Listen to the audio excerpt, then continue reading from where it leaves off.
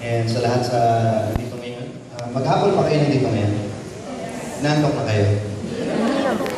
Okay, alright. Well, again, thank you so much. First time ko lang po dito sa church nyo.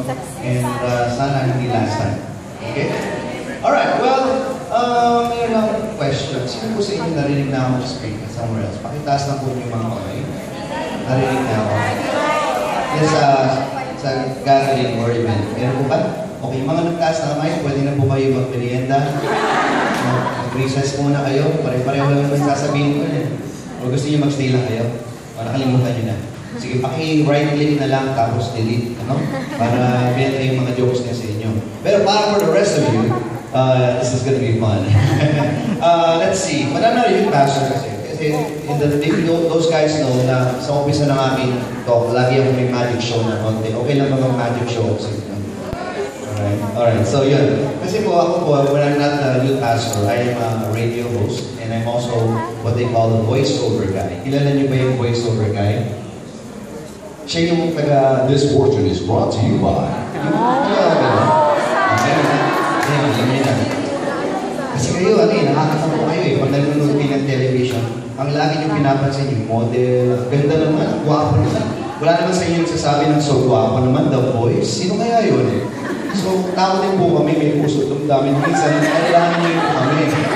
The next time, na may pinanood na series, meron kayo narinig na boses, previously on AMC's The Walking Dead. Alam na ninyo, na tao din po kami. Alright? Alright, so, anyways, okay lang mag-promote sa inyo. Mag-vlog lang ako ng aking radio show, kasama sa package yun. Meron po ako isang radio program, parang awaan niyo na po, makinig po kayo at tawag dito kay Against the Flow. Dati, Against the Flow features the best of Christian rock music. Dati ito marinig every Sundays, 1 p.m. The Homely Rock New 107. Kaya lang, Saturday na wala na po ang New 107, namatay na po. Moment of silence. Okay, so 2010 yun, wala nang NU. The good news is, by God's grace, nailipat ko ang Against the Flow. Mayroon akong radio program din sa AM band. From FM, I have also an AM band program. The 702 DZAS, ang dating Perfect Rhythm, ginawa ko na po Against the Flow. So every Saturdays na po ito ng 3:30 p.m. So this Saturday, sino po sa inyo gusto mong batiin ko? Sino po gusto magpabati? Ano daw? Gusto niyo? Lahat kami. Okay. This Saturday, promise, pag nakinig kayo, babatiin ko kayo. Okay? Iisa-isahin po ba kayo? Yeah, promise. Pag nakinig kayo, hindi marinig nyo. You're listening to Against the Flow with DJ Jordan. Binabati ko ang lahat ng mga nasa body of Christ. Binabati ko sila isa-isa.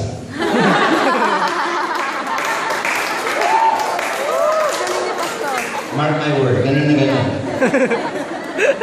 Pero kung gusto nyo, ipasa nyo na po yung ID nyo, mamaya ko ulit.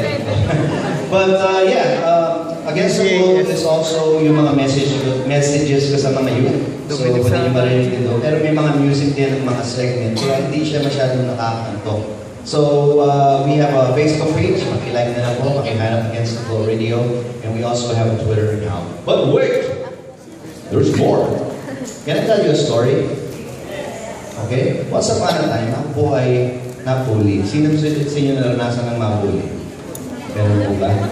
Yung mga hindi nagtaas ng kamay, ito yung tanong para sa inyo. Sino sa inyo mga bully? Ako nang bully. Alam niyo ba? Once upon a time, nabully ako. Ang sabi sa akin naman ng bully sa akin, Jordan, your voice is ugly. You sound like a robot.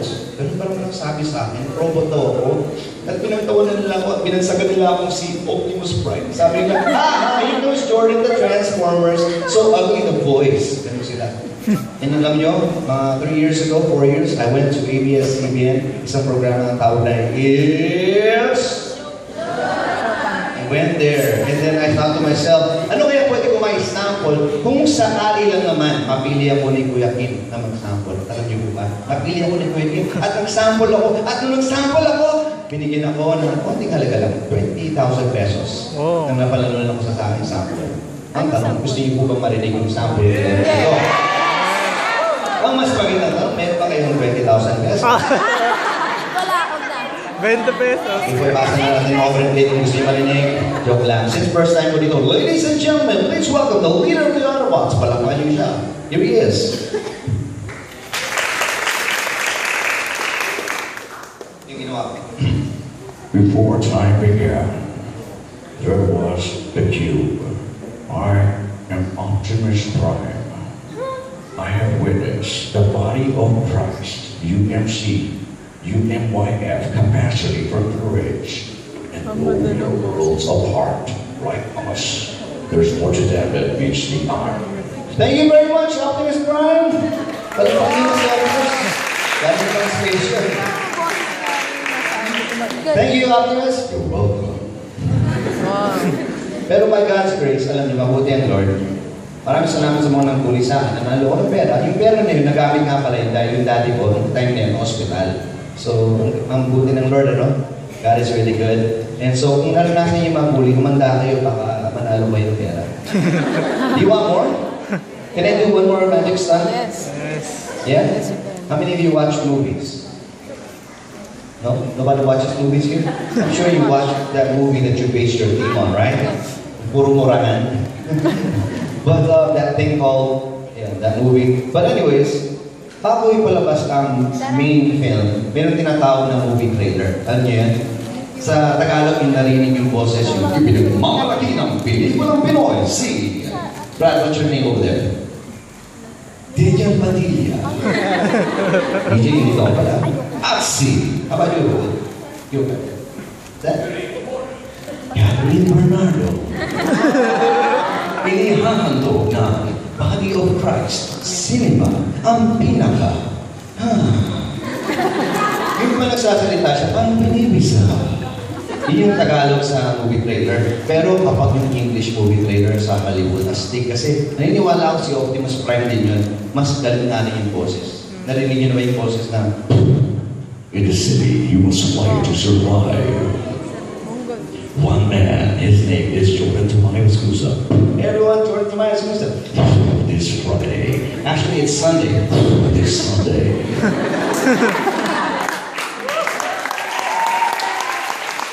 Wait, which one? he's coming to Aurora Subdivision Coming to Aurora Subdivision. to speak To speak to the young people. to the young people. I said it. Alright. Action, desire. Are you ready? Tignan mo yung katabi mo ngayon. Sabihin mo kanya sa ganitong boses, kapatid. Batid. Are you ready? Ready. This Sunday, Czar Jordan Escusa is the speaker. Now showing. Okay, take 3. Nag-hang.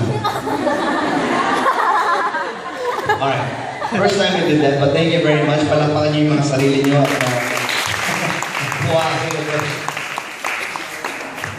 Wow. Oh, it doesn't matter. But anyways, if you guys have Facebook or Twitter, sino po sa inyo may Facebook and Twitter, Tumblr, Instagram, Friendster, okay, wala na. Please, parang awan niyo na po, paki-add niyo po ako. And then, gamitin natin yung hashtag na papakita ko sa inyo mamaya. At pag ginamit niyo yun, I don't know who you are. I don't know what you want. What I have is a particular skills. Skills that will make me find people like you. I don't know who you are, but I will find you. And when I find you, I will follow back. okay? So, yeah. So, please, add me up at Doris. Those are the email addresses also. And yeah, here we go. Are you ready? So this is round 3. You heard 3 speakers today on the third one, am I right? Right? Or was it, how many speakers did you hear today? 2? 2? So on the third one. Alright, ito na yung knockout low, no? So are you guys ready? Are you ready to love? Are you ready for love? Handa na ba kayong umibig? Or handa na ba kayong maging handa sa pag-ibig? I am entitled this next step, that thing called paghanda. Are you guys ready to be ready? Let me ask you this question. How many of you want to be successful sa inyong mga love life pagdating sa panahon na pagdating sa tamang panahon, sa tamang oras? Sino taas yung inyong mga kamay? Ulit, ibaba niyo yung mga kamay niyo, hinihiya yung iba eh. Sino sa inyo ang gusto ang maging success ang kanilang love life? Taas sa kamay! Okay.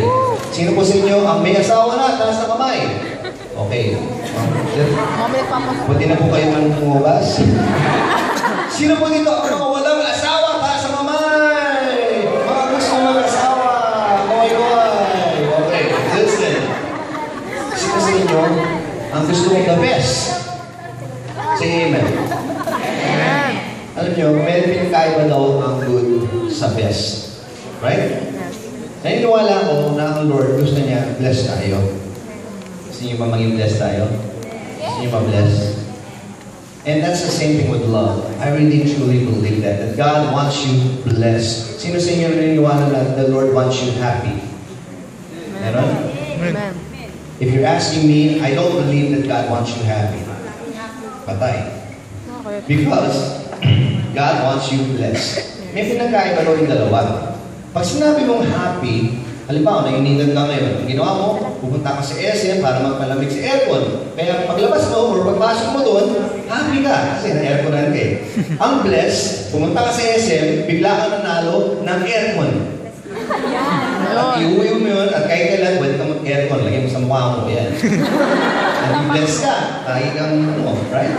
Anong pinagkaiba ng happy sa blessed? Ang happy, nakita mo lang yung crush mo, uy, nakatabi niya ngayon, or nakaupo sa harap niya, happy ka na nun. Ang blessed, napakasalan mo yung crush mo. Oh, ano, may difference, di ba? Ang happy, maaaring ikaw lang ang happy, ang Lord hindi. Ang blessed, ang Lord naging happy sa iyo, kaya i-bless kayo niya. Saan ka ngayon? Blessed or happy? Yes! Amen. Pero kailangan, matuto tayo maging handa.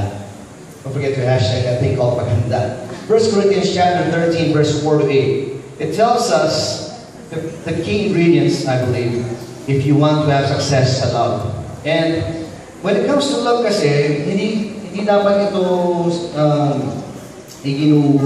Google or hindi kayo lalapit sa tao hindi naman may karapatan magbigay sa inyo ng interpretation. May mga tao kasi naniniwala na ang love is like this, love is like that. But the truth is, no one has a right to say what love is except the one who created love. And guess who created love? Who is it? God.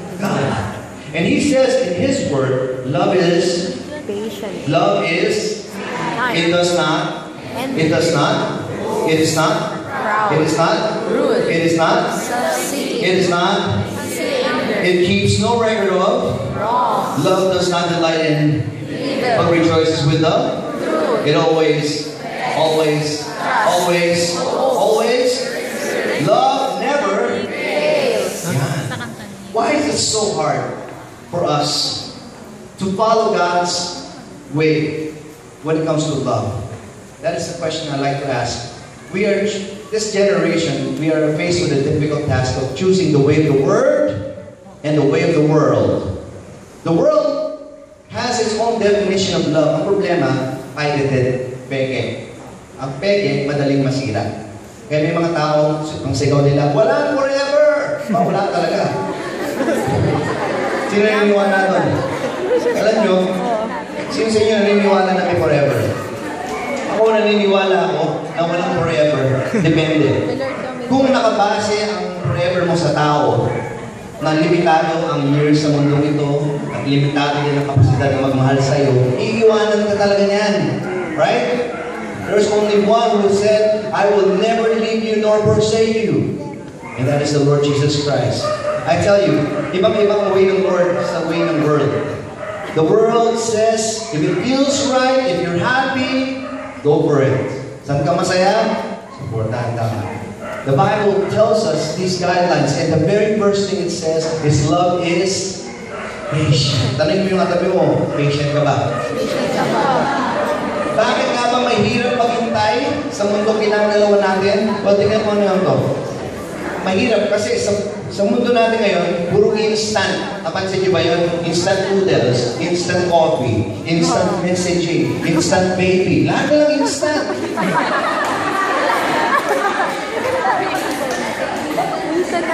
Sabihin mo sa tabi mo, relax. Okay? When we talk about preparing today for a love life, I wanna I want you to think that when we're talking about waiting, we're also talking about preparing. So when you're preparing, you're waiting. When you're waiting, you're preparing. Dapat, pagdating sa love, willing to wait. Amen? Amen? Ako, pag umorder ako sa Jollibee or McDo, laging may madalas sabihin sa akin yung nasa cashier. Pagkatapos ko mag-order, alam yung sinasabi niya sa akin, "Sir, willing to wait?" At alam nyo, kung ang ikaw ay 15 minutes, 30 minutes, hindi naman totoo yun, pag 30 minutes, right? "Sir, 30 minutes, willing to wait?" And I always say yes. Alam niyo po bakit? Tanong niyo ako bakit? Kasi alam ko kung ano man yung in-order ko na yun, the best yun sa menu. Amen? Pag order ka ng ano lang, yung ano lang, maraming meron, madali lang pero pag gusto mo talaga yung the best, yung the best na gusto mong i-order, it takes time. How many of you, it takes time? Kailangan pa nilang magano ng baka, mapatayin pa nila yun. Tapos, di ba? Siyempre, bibilugin pa nila yung pati, yung init, at pupunta pa sila sa farm, tapos pipitas ng mga fresh ingredients. I like to think of it that way. While I wait for my jam, or my quarter pounder, or what. Because alam ko, worth the wait yun. Amen? How much more sa love? Sino sa inyo pag kumakain, gusto nyo yung may dugo-dugo pa yung karne? Sino sa inyo naiinip pag gutom na kayo? Ang ganun eh, gutom. Minsan kapag yung microwave, 5 minutes pa, parang ibisan mo! Alam nyo, ganun din tayo sa love. Gutom na gutom, marami sa atin hungry sa love. Tingnan mo yung katabi mo. Mukha pa siyang gutom na sa love. But wait! Because your ability to love may depend on your ability to wait. That's why Psalm 27:14, we should wait for the Lord. Be strong and take heart and wait for the Lord. Rushing kasi may be destructive. Sino sa inyo pag tumatawid ng karsado, hindi na tumitingin sa kaliwa at kanan, basta lang dumidiretso? Laging may mali kapag minadali. Kahit sa magpatahi ka ng damit, hindi pwede yung 1 minute ready na yan. Ano kaya magiging itsura ng gown mo? Or take your time. Don't panic. Be willing to wait even till it hurts or tiis-tiis. Amen? Because it's always better to suffer for waiting than to suffer for rushing. Think about that. Maraming napapahamak, namamatay dahil nagmamadali. There will always be more people who regret falling in love too fast than too slow. So kahit iniisip mo, matanda na ako, grabe, I'm already 12 years old, kailangan ko maging dalaga na ako. Huwag ka mag-alala. Yung kilala ko, matanda na, pero pagkasawa pa rin. Mas maraming tao ang nagsisisi na sana hindi nila ako nakipagrelasyon dito, sa kanya. Nobody, in the end, pagkakasal na sila, sana dinamihan ko yung naging ex ko. Wala. Nakarinig na kayo ng vow na, or sa tingin nyo, anong mas romantic sa isang wedding vow? Babe, honey, you know what? I love you so much. I went out with this person, Brittany, and Christina, and all these girls, and then in the end, sa'yo lang pala ako. What's more romantic? That or, you know what? I love you so much that even though ang dami-dami ng ligaw sa akin or ang dami kong na-attempt na ligawan, sabi ko, hindi. Kasi I love you so much, I wanted to wait for you. Anong mas maganda sa dalawa na yun? Right? Malabo mo talaga ang forever sa minadali. Minsan maraming tao papasok-pasok sa relasyon ng ayaw ng Lord tapos iiyak-iyak. Kilala kayong ganun? Boom? Hugot?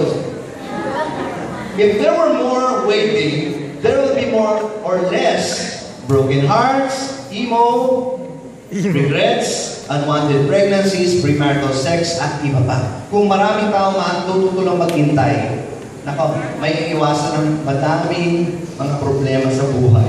Now for the teens, sino po dito mga teenager? Pakitaas niyo po ninyo mga kamay. Yung totoo, liars go to hell. Yung mga young ones, hindi yung young ones. Okay? Mga teens, listen to this. Trivia. Did you know in 2012, the Philippines ranked #1 in teenage pregnancy in Southeast Asia?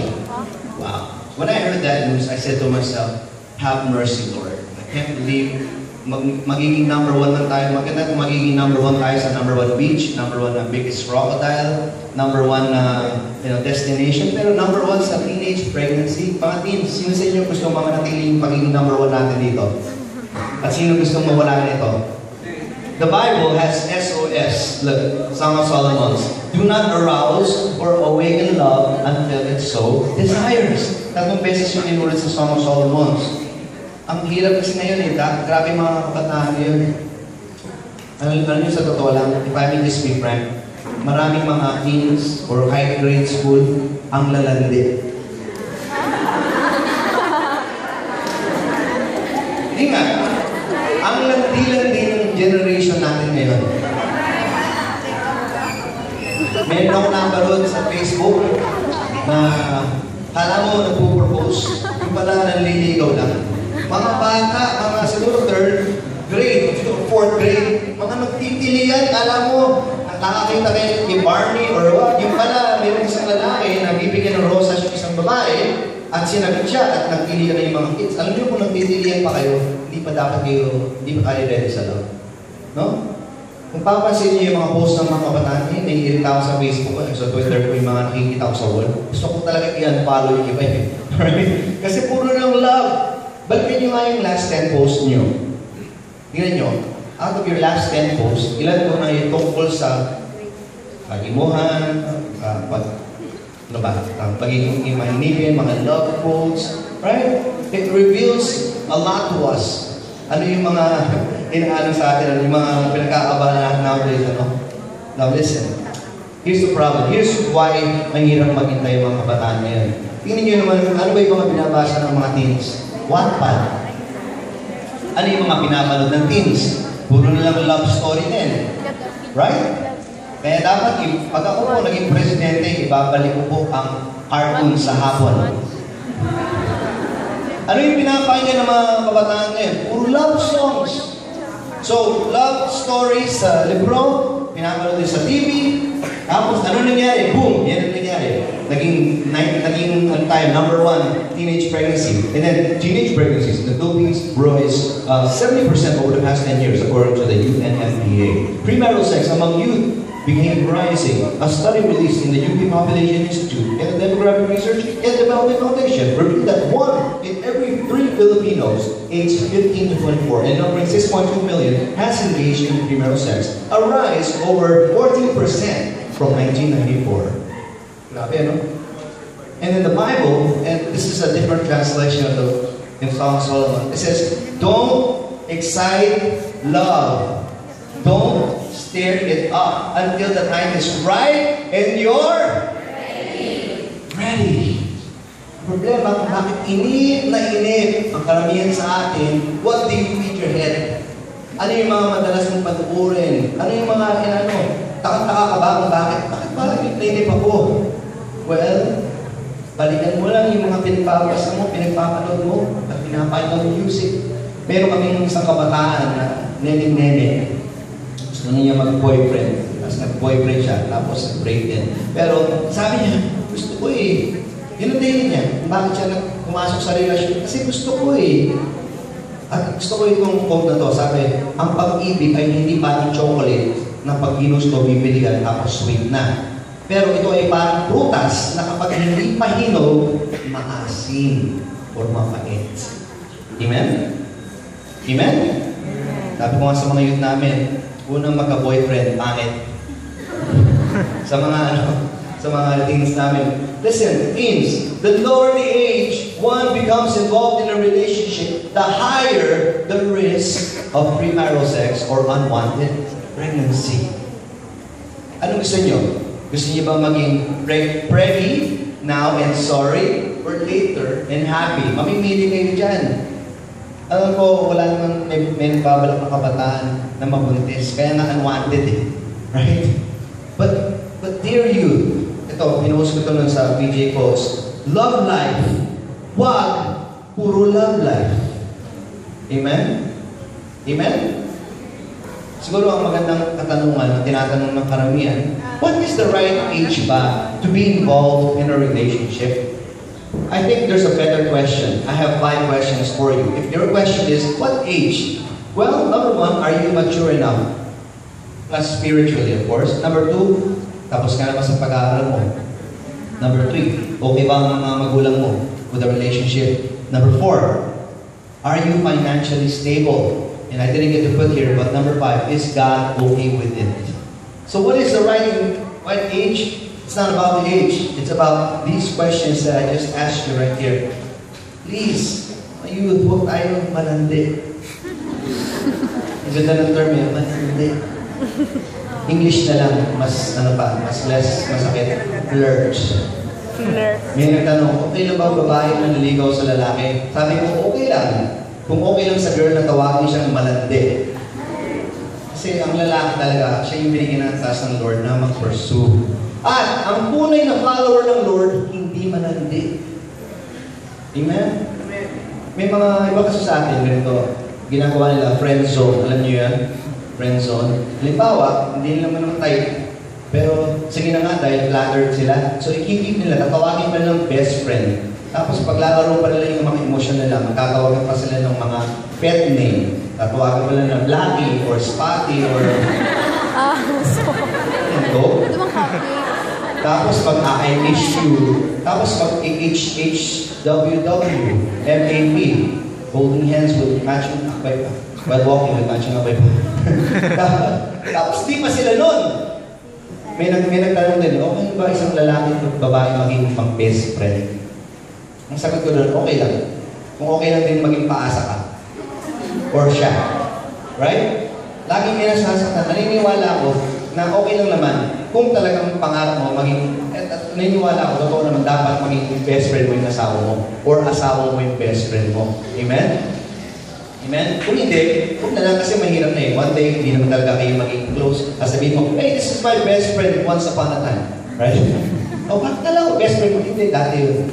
So, naniniwala kung gusto mo talaga ng best friend na lalaki o babae, kung opposite ka, yung makakatuloy mo. At mahirap naman kung halimbawa, I cannot imagine I'm married now, and I will tell my wife, honey, I'm gonna go out with Betty today, my best friend, okay? Kahit kung magkakilala sila, kahit trust nila, niya kami, ang awkward nun. So anyways, waiting is one of the best gifts that you can give to your future spouse. At mga teens, at mga minors, pakinggan yung sasabihin ko sa inyo, mas masaya ang isang relasyon na hindi TNT. Pagod. Amerika? No wonder maraming nagsisikuntisan kasi TNT. At syempre, minsan yung kada TNT, nakapunta sa mga malalayang lugar, sa mga... di ba? And then boom, yung nangyari na. So, let's listen up. Love is not a problem. Hindi naman natin, what's wrong with loving? Di ba? Why are you anti-love or not anti-love? That's why gusto natin handa eh. Right? You are worth the wait. Sabihin mo sa katabi mo yun. Sabihin mo sa kanya, you're worth the wait. Worth. Ecclesiastes 3:11 says, God has made everything beautiful in its time. Baliktarin natin yung verse. Kapag hindi time ng Lord, pangit. If it's timing ng Lord, beautiful. Kapag hindi, pangit. Meron akong activity pinagawa sa mga kabataan, usually sa mga Love Porches seminar. We don't have time this afternoon. But I'll just tell you what I made them do. I made them draw. Pinag-drawing ko sila. Sabi ko, sige, mag-drawing kayo, drawing activity. Pag bilang mo ng 3, ito yung drawing nyo. 1, 2, 3. I want you to draw the Mona Lisa. So, yung famous painting ni Leonardo DiCaprio, no? Da Vinci. Ay, kilala pa rin na si Da Vinci. Very good. So, I made them draw Mona Lisa. And then I said, go! And so they were drawing. Talagang ano sila, sipa nila. And then after 2 minutes, finish or not finish, stop what you're doing. Now, take a look at what you just drew. At syempre, nagtatawanan sila dahil isa lang ang mata, isa lang ang And then I told them, you know what? Here's the lesson behind that activity. Do you know how long it took Leonardo da Vinci to draw the Mona Lisa or paint it? Anybody guess? No. It took him not 2 minutes, of course. Not 5 minutes. Years. In fact, it took him 4 years. Bago matapos. Wow. Minsan naisip ko nga, wow, 4 years, hindi na naging masterpiece. Sabi ko, Lord, no wonder yung naging married na ako, masterpiece din. May mga tao, naniniwala kayo sa 3-month rule. Right? 3-month rule. Yung pag nag-break ka na, mag-intake mo na 3 months bago ka pumasok sa relasyon. Ako, hindi lang 3 months, 4 years. And then I found forever. Yes. So, kita nyo? So anyways, kung gusto nyo, sabi ko sa mga nag-drawing ng Mona Lisa na nakakatakot, kung gusto nyo ganyan ang itsura ng mga pangasawa nyo, sige, magmadali kayo. Diba? During singlehood, for the rest of you na single, sinulit yung mga single to, sabi nyo, amen? Amen. Uy, pinapanihin talaga nila. Listen, habang single, sabi mo sa tabi mo, habang single. Habang single. Ang gagawin natin, mag-set tayo ng standard. Amen? Hindi dapat sharp, hindi dapat ano din. Dapat may standard ka. What are you going to do differently this time around once you're in a relationship? Sino ito naranasan ng heartbreak? Oh. Sino yung naranasan ng iwanan sila? Lokohin sila? Ayaw mami. Ayaw magtaas kasi nandito yung What are you going to do different? This is a question I ask myself bago ko pumasok sa isang relasyon na pinakalas mo na pala. I said to myself, well, nakakailan na ba ako? Hindi naman sobrang dami. Pero sabi ko, this time around, I'll do things differently. Kasi hindi mo ito isi-set kapag nasa relationship ka na. Yung problema ng iba nasa relasyon na, kasi hirap na hirap sila mag-set ng standard kasi unang-una sa lahat, hindi naman talaga yung standard nila. Right? So ngayon pa lang, isa ko na yung standards. Sino ba siya? Ano ba yung itsura niya? Hindi lang itsura. Ano ba yung, anong gagawin nyo kapag kayo mag-on na? Ano yung mga ginawa mong mistakes sa past na hindi mo na uulitin? Tanungin mo yung sarili mo habang single ka. Mag-ingat ka kung sino yung magiging susunod na makikataon mo. Because the best way to ruin your relationship with God is to be involved in the wrong person or the wrong relationship. I don't care if you're the pinaka-active na kabataan. If ikaw ang pastor or youth leader or worship leader, isang babae ka lang. Or if isang babae ka, isang lalaki ka lang. Isang wrong relationship lang. Meron daw isang kabataan na lumapit na pastor. Pastor, gusto po mag-church ni mo ako. Non-believer ko yung sabi niya. Ano po magsasabi niya, pastor? Iwanan mo siya. Pastor, ano niyo po, gusto po talaga niyo mag-church pero busy lang daw talaga siya. Ano po magsasabi niya, pastor? Iwanan mo siya. Pastor, kapag kami po kumakain sa Jollibee, siya mga ako ng libre eh. Ano po magsasabi niya, pastor? Iwanan mo siya. Alam niyo po ba, pastor, pag kami, iwanan mo siya. Asa ka, pastor? Iwanan mo siya. Pastor, iwanan mo siya. Alam niyo, iniwan nga niya. Amen? Amen? Anong amen? Church. Grabe.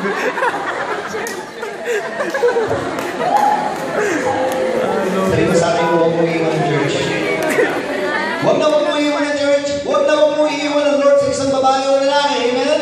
I don't care kung magawa niya si Brad Pitt or Tom Cruise or Daniel Padilla or what ang sama-sama. Hindi kayo na kaya dali sa langit. Baka sa impyerno, kaya ka pang dalihan. The Bible doesn't teach us to follow our hearts. The Bible tells us that the heart is deceitful above all. And that is why the Bible doesn't tell us to follow your heart. It tells us to guard your heart. Lagyan mo ng kadena ng ilak mo, tago mo yung susi. Do what you can. Ingatan nyo to. Please, be careful with your heart. Not mine. Mine is okay na. Yours. Sino sa inyo nasa nang malaro ang Flappy Bird? Right? In my version, it's a heart. Flappy heart. Merong pick-up line na kasama tayo. Flappy Bird ka ba? Bakit? Kasi natikit ka lang ng konti, nag-bobble ka na. No, pero totoo yun. Isipin niyo kung ang larong ito ay inilaro nyo 4 times slower. Makakailang line kaya kayo. Isipin nyo lang, yung mga green na yun, mga wrong people na hindi ka dapat may love o makipagrelasyon. Pag nagmamadali ka, madali lang matikit, Pero, itong game na to, ilalaro mo sa slow motion, you take your time. Hindi kaya marating niyo yung tamang, yung finish line. Amen? Tandaan niyo yung laro na yan. Naniniwala kayo sa love at first sight? Ako hindi. Kasi love is patient nga eh. Paano naging patient yun? Nakikita mo, love na kaagad. Kung hindi ka patient, hindi pwedeng love yun. You don't believe in love at first sight. You believe in love at first insight. There's a reason daw kung bakit yung utak natin nandito. Tama? Yung heart natin, yung utak natin nandito. Nasaan yung utak natin? Nandito. Nasaan ang puso natin? Nandito. Ano yung mas mataas? Puso. Yung iba kasi pinapalit. Mga kapatid, huwag niyo pong gagawin utak ang inyong mga puso. Amen? At huwag niyo gagawin yung puso ang inyong utak. May kanya-kanyang role yan eh. Ang puso, mag-iibig yan. Pero yung utak niyo yung taga-navigate. Magtanong kayo ng mga tamang tanong bago kayo sumabak. Kasi iba sa atin, attack eh. Ano yan? COC? Makikita lang ng babae na mahaba po, nakalonggaw or dress. Hindi ko naman. Mag-share naman tayo ng nasa standard. You will see. Halimbawa, pag dumating yung tamang panahon, mga lalaki, isipin nyo, sino yung mga liligawan nyo? Mga kababaihan, kung sino yung mga sasagutin nyo or papayag kayong magpaligaw. I-set nyo yan ngayon habang single. Hindi yung pag nasa pintuan nyo na kumakatok at gusto na kayo pagpaalam. At dapat yung kamukha ni Lord. Amen? Amen? Christians, love nyo ba si Jesus? Amen. Hindi nga, love nyo ba si Jesus? Amen. Yes, totoo lang, love nyo ba talaga si Jesus? Eh bakit gano'n? Ang labo ng mga Christians. Sabi nila, love nila si Jesus. Pero pagdating sa love life, kukuha ng partner, yung malayo sa itsura ni Jesus. Di ba, Judas pa nga eh. Katulog naman eh.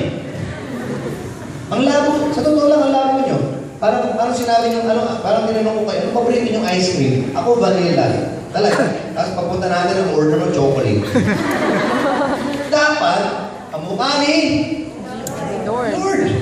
Ito naman sinabing kailangan long hair, tapos goatee, tapos kaputi, tapos ano ba, lalakad sa tubig, bumubuhay ng patay, namamatay, after 3 days nabubuhay, tapos lumilipat sa langit. Hindi naman kailangan gano'n. Yung qualities ni Jesus, gentleman, di ba? He's meek, he's kind. So yun, dapat kamukha ni Lord. Tingnan mo yung katabi mo. Mukha siya ni Lord. Meron kami ng katanungan na matagal lang dinidebate sa church. Okay lang ba makipagrelasyon sa unbeliever? Yes or no? Ang sagot ko lang dito ay napakasimple. Kung ikaw ang magiging reason niya na mapunta sa Lord, okay lang. Pero if siya naman ang magiging reason na ikaw ay mawawala sa Lord, hindi. Pero mag-ingat kayo kasi napakaliit lang ng percentage na madala niyo siya sa Lord kung siya yung unbeliever. Ikaw ang mag-birth. Okay? Sa totoo lang, hindi pinagsasabay ang ministry sa panliligaw. Amen? Amen? And, are you willing to give up the relationship that you want most for a better relationship with the God you need most? That's a good question, isn't it? Alam niyo, sa totoo lang, kung may mga kabataan dito sa crowd na to, na totoong hardcore, na nakikinig today, may mga magbabago mamaya ng status nila sa Facebook. Hindi nga, kung meron dito talaga na talagang isa sa puso, isa sa buhay yung mga narinig nila sa salita, magkakaroon ng mga breakup. May mga mababasted. May mga titigil na magpanliligaw. Amen? Amen. Hindi nga. Sabi mo sa akin yung pag nakita kita. Aabangan ko. May iba naman sa inyo, yes, aabangan mo sa wall nila kung magpabago nga ng status. It's a future babe. Now listen, you need to be careful that whatever relationship that you get involved with in the future is not going to kill your relationship with God. The wrong person plus the wrong time equals the wrong actions. Pero, the right person plus the right time equals the right actions. Tandaan niyo yun. Anong gagawin natin habang naghihintay tayo? Mag-pray. Maglingkod ka sa Lord. Guard your heart. Flee from sexual immorality and then be faithful to God. Amen? Amen? Pray hard for a suitable partner. Stop flirting. Stop trying to be a BFF or a paasa, lahat-lahat na lang. Waiting shows your trust in God. Mahirap maghintay, pero posible.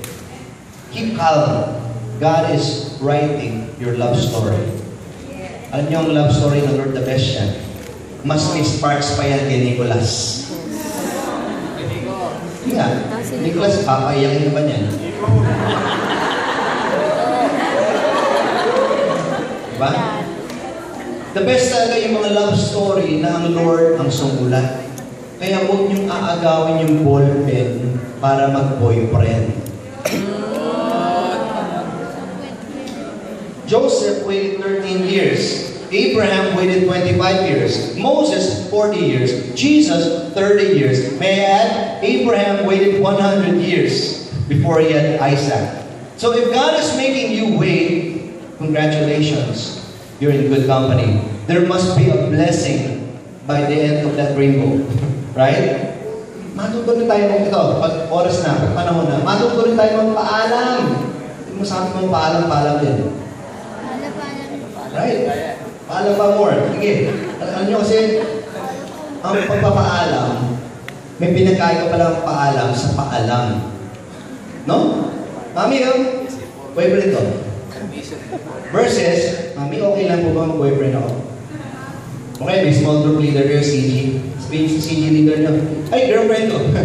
Okay lang ba? What do you think? See, what I found is, mahirap ipagpaalam ang isang bagay na may mali. Ikaw ba magpapaalam ka nung nanakaw ka? Right? Mahirap. But, kung wala namang masama, madaling ipaalam. For instance, yung last ko na naging ex, kasi asawa ko na siya ngayon. Talagang first time ko sa buong buhay ko na magpaalam sa mga magulang. Sabi ko, in my next relationship, matututo ko magpaalam. Not because I want to, but because it's the right thing to do. Sabi ko, magpapaalam ako sa magulang, nagpaalam din ako sa mga kuya, nagpaalam din ako sa mga best friend, nagpaalam din ako sa mga church mate, nagpaalam din ako sa pusa, lahat. Kasi in the past, hindi ako nagpapaalam. Diba?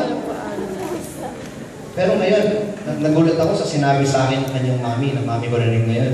Sabi niya, well, dalaga naman siya, binata naman. Diba? Tapos na naman siya sa pag-aaral, tapos gano'n din, let's get it on! Ganun sabi niya. Hindi naman siya sinabi naman.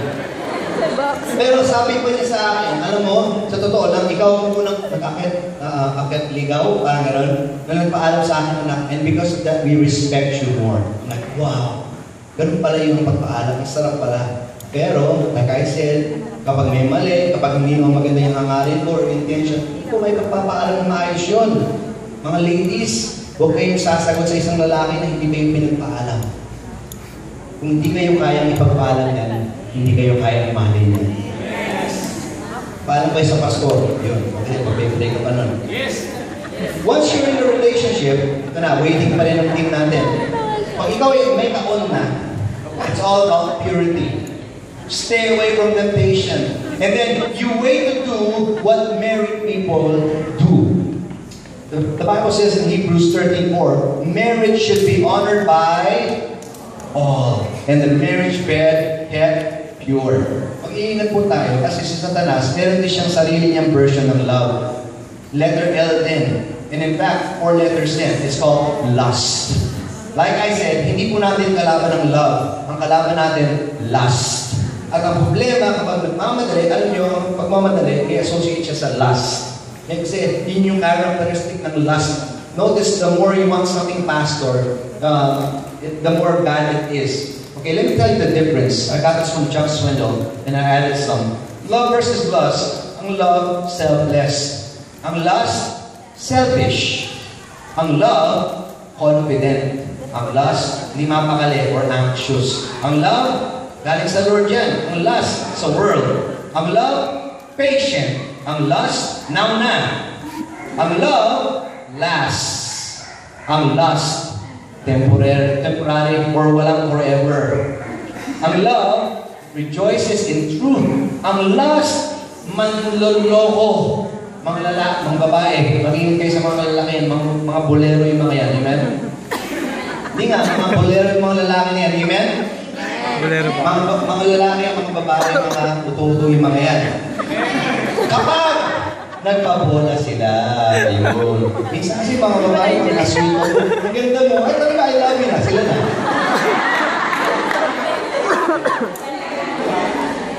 Ang love develops, ang lust destroys. Ang lust, ito ang lust. Kapag mahal mo ako, gawin mo to para sa akin. Ang tunay na love, kahit hindi mo gawin yan para sa akin, mahal pa rin kita. It's okay to fall in love. It's not okay to fall in lust. God doesn't want us to be in a relationship that lasts or lusts. He wants us in a relationship that lasts. Yung may forever. Let me show you a nice wedding carpet where 1 Corinthians 13:4-8 was written on. It's a nice wedding carpet, no? And wouldn't it be nice for you ladies to walk on the aisle and then it's the Word of God because you're living your life based on the Word of God and based on His love. Meron kami pinauso sa mga kabataan namin. Meron kaming campaign, ang tawag ay Anti-Kiss Campaign. Narinig niyo ba ito? Sino nakarinig nito? Okay, meron kami Facebook page. Sana, yan nyo. Ang ibig sabihin lang ito, okay, again, hindi nyo ito iseset kapag meron na kayo ako na ginagawa nyo na mahirap. Ako, mahirap. Break na kayong... Pero, meron naman mga kilala ko na tinigil nila. And that's what you need to do talaga. But listen, once upon a time, nasa isang exclusive all-girls school ako. At yung mga nandun sa exclusive all-girls school, may tanong sa amin mga speaker. Sabi nila, ano ang pinaka-sweet na ginawa niyo sa mga girlfriend niyo? Sumagot ako. Nahirapan ako sa sagot dahil ang ganda ng mga sagot na katabi ko. Sabi ko, well, magti 3 years na kami, and I think yung pinaka-sweet na ginawa ko or ginawa namin is we're still waiting, we're saving our first kiss. Nung sinabi ko yun sa mga girls, mga 3rd year na to, sabay-sabay silang umano ko, oh! Kaya nga, mga tuloy ko, gano'n. Sumikot yung ulo sa So, sabi ko, takang-taka ako sa naging reaction nila. Actually, takang-taka sila sa reaction, sinabi ko. Ako naman, takang-taka ako sa naging reaction nila. Sabi ko, sino ba may sabi sa inyo na okay lang, na normal lang, na isang babae, isang lalaki magalingan kapag sila yung mag-on? Sino may sabi sa inyo, but, kung yung mga binabasa nyo, yung mga napapanood nyo, tama? Sino may sabi sa inyo? Wala. Pansin niyo kapag may nakikita kayong mga PDA masyado sa public, yeah! Get a room! Ganun tayo.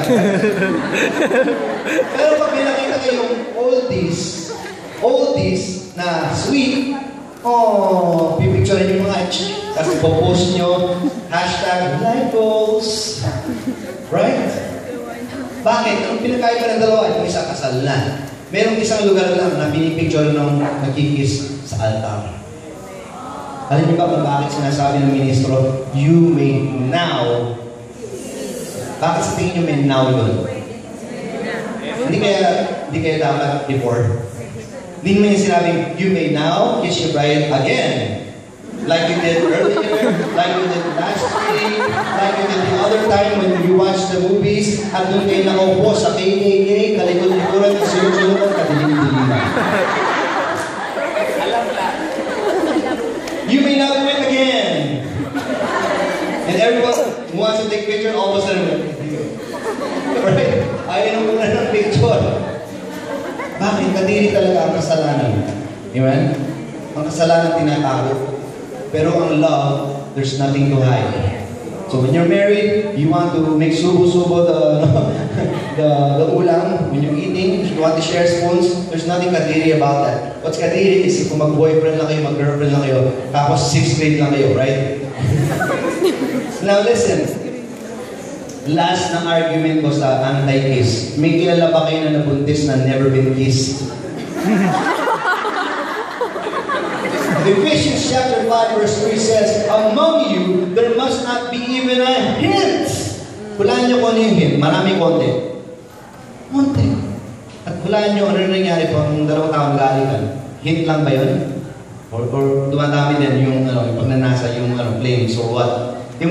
just immorality, any kind of impurity, hindi daw to proper for God's holy people. Oh, by the way, yung carpet na pinakita ko sa inyo kanina, that's our wedding carpet in our wedding. So, yeah. That's where we had our first kiss. That was a year ago in some months, December 11, 2013. Oh, by the way, that's my wife. Oh, good. Thank you. Love you. God blesses those who wait. I always tell the young people who like our story, if you like to see our wedding album or SD, it's on my Facebook, we like to share those things.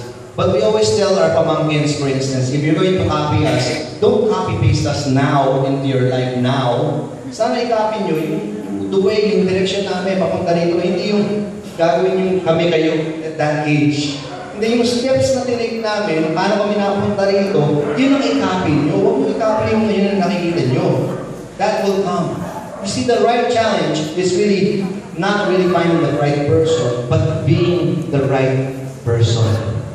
While waiting, remember, God is either preparing you for that special someone, or He is preparing that special someone for you, or both of you. Kaya sabihin mo sa kakatabi mo, kalmado lang. I urge you. Ito na ako matatapos. Listen. Ito yung pinaka-best, most frequently asked question ever. And that is, paano kung malalaman mo siya na gasgas na tanong? How will I know if it's God's will? Kung gusto niyo malaman ng romance, pumunta kayo sa book of Romans. Romans chapter 12, verse 1 and 2. It says, brothers and sisters, in view of God's mercies, offer your bodies as a living sacrifice, holy and pleasing to God. This is your true and proper worship. Yun daw muna. Next, don't conform to the pattern of this world. Ang mundo, may way ng love, may sariling version, but wag daw yun. Be transformed by the renewing of your mind. At ito na, paano nyo malalaman yung God's will sa buhay nyo? Well, offer mo yung sarili mo as a living sacrifice, and then huwag kang mag-follow sa word na to, and then, and only then, you will be able to test and approve what God's will is. His good, pleasing, and perfect will. Alam nyo, ang God's standard talaga, the best yan. Kaya pag may nagsabi sa inyo, taas naman ang standard mo masyado, talagang mataas to. Dahil si Lord, ang standard ko. Do not settle for anything less, young people. Are you ready to be ready? Tumayo po tayo lahat. I want to pray for you.